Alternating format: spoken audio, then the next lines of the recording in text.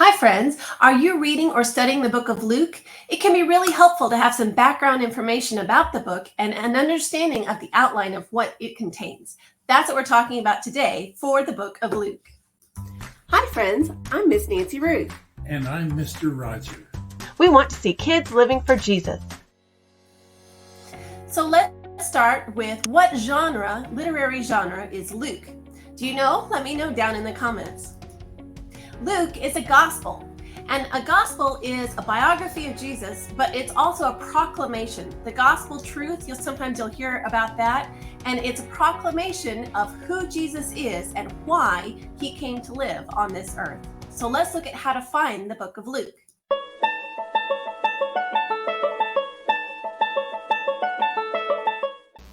Mark, Luke, John. The first four books of the New Testament are the Gospels: Matthew, Mark, Luke, and John. Acts comes afterward. To find the Gospels, open your Bible in the middle, then open the right half in the middle. You should be in the Gospels or close to them. The Gospels in Christian art are often shown as different characters. Often you'll see a human, an eagle, a lion, and an ox together all holding books. This is pretty common in Christian art and has been for centuries. Can you guess which one do you think represents Luke? The human, the eagle, the lion, or the ox? Let me know down in the comments and then keep listening to see if you're right. So this imagery comes from two passages of scripture. The first one is in Revelation 4, verses 7 and 8. This is a picture of, or a description of what's happening around God's throne in heaven. It says, the first living creature was like a lion. The second was like an ox. The third had a face like a man. The fourth was like a flying eagle.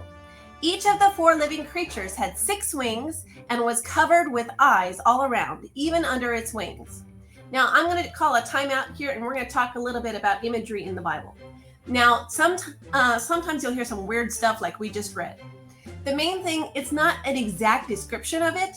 These people, the writer of the book of Revelation, who was John, was trying his best to try to figure out how to describe what he saw that doesn't fit human terms. And so when you see things like covered with eyes in all over and even under the wings, what that means is they could see everything. Okay, that's the main thing it's communicating. Don't get hung up on the weird imagery. All right, let's keep going. I'll make this a little bigger. Catch what they're doing, though. This is the important part. Day and night, they never stop saying, holy, holy, holy is the Lord God Almighty, who was and is to come. That's what they're singing throughout eternity, and what a great way to praise the Lord. The other place that we see this imagery is in Ezekiel, chapter 1, verses 5 and 6, and verse 10.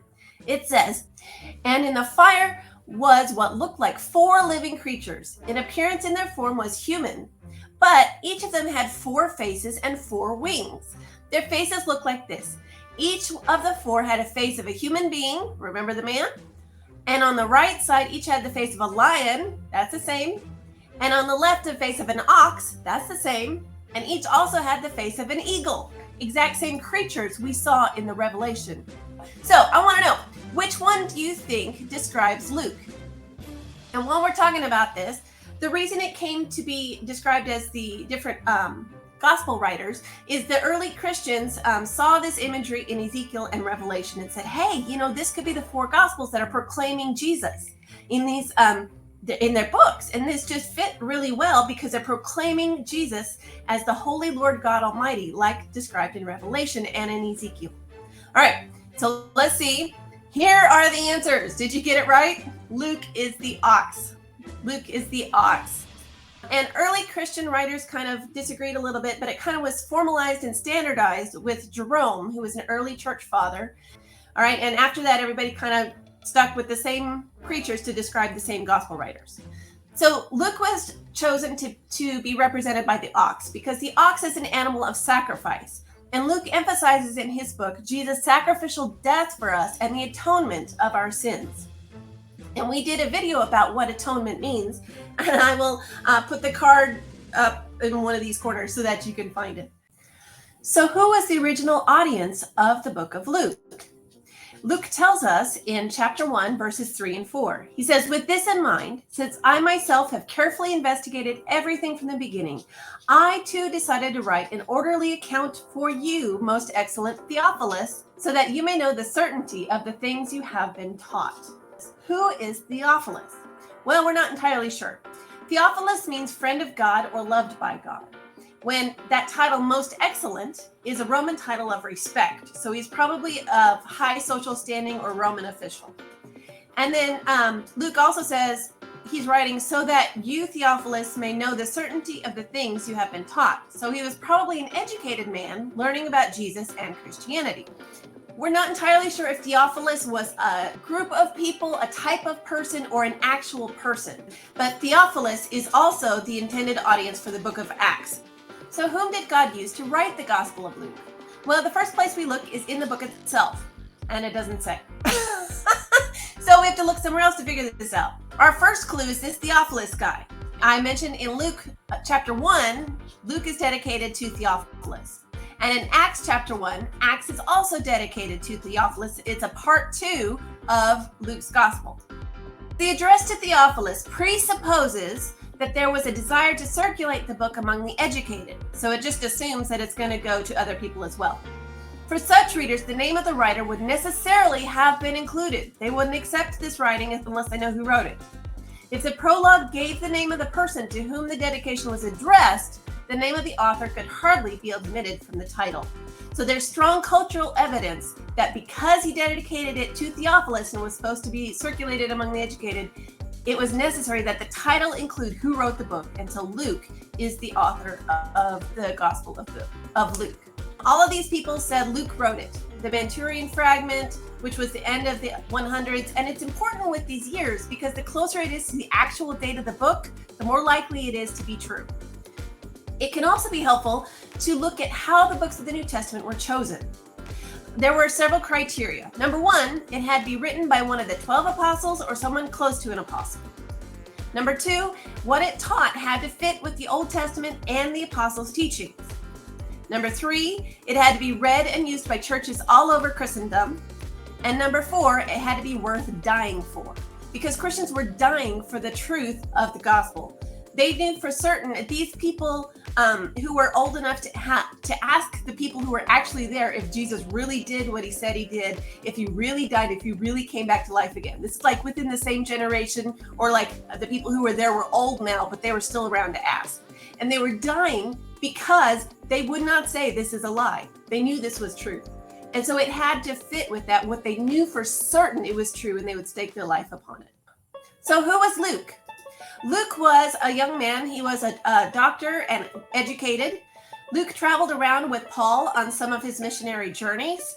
And between Luke and Acts, he wrote 26% of the New Testament. God used him to write 26% of the New Testament. So when was the book of Luke written? Luke was written about AD 61 to 63. This was after Jesus' resurrection. Nero was emperor of Rome, and it was before the burning of Rome, which Nero blamed on the Christians, and it was also before the destruction of the temple. This is important because since we know that Luke wrote Acts as well as Luke, and he wrote Luke first, the book of Acts goes through Christian history and some significant things that were happening in the Christian area, which included Jerusalem. If it had been written after the destruction of the temple in Jerusalem, that definitely would have been included. So we know that Acts was before AD 70, and so Luke had to be before that. That is part of how we figure out when the book of Luke was written. Paul was a prisoner in Rome, and Luke was there with him. And we know that from 2 Timothy chapter 4, verses 6 and 11. This is where Paul is saying the end of my life is coming near, and he says, only Luke is with me. This is also interesting because it's part of the Synoptic Gospels. Have you heard that term, Synoptic Gospels? The Synoptic Gospels are Matthew, Mark, and Luke. These were all written about the same time and included a lot of the same events in the book. The book of John was written later. And what's interesting about that is because Matthew, Mark, and Luke included all these things, John didn't feel the need to repeat some of those. He did repeat some, but he didn't repeat all of it. And he focused on something different. And we'll talk about that in the introduction to John video. While the four Gospels cover much of the same material, they include different details and sometimes they seem to disagree. If you want to know, do the Gospels actually disagree? Check out the study guide for the free Kids Bible Book Memory Plan. The link is in the description below. So when was Luke in Bible history? Let's sing our song and see.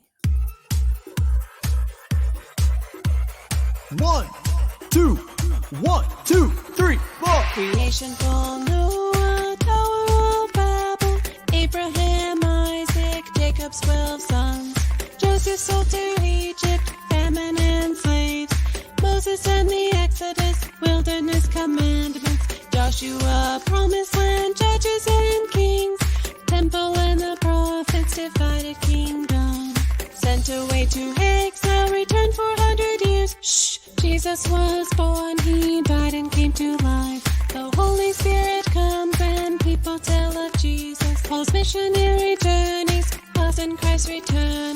Now I know my Bible history. Next time, won't you sing along with me?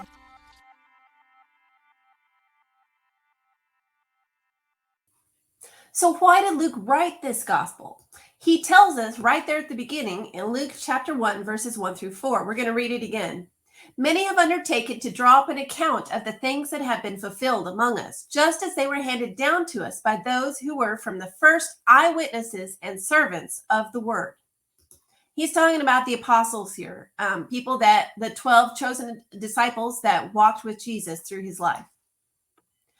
Verse 3, with this in mind, since I myself have carefully investigated everything from the beginning, I too decided to write an orderly account for you, most excellent Theophilus.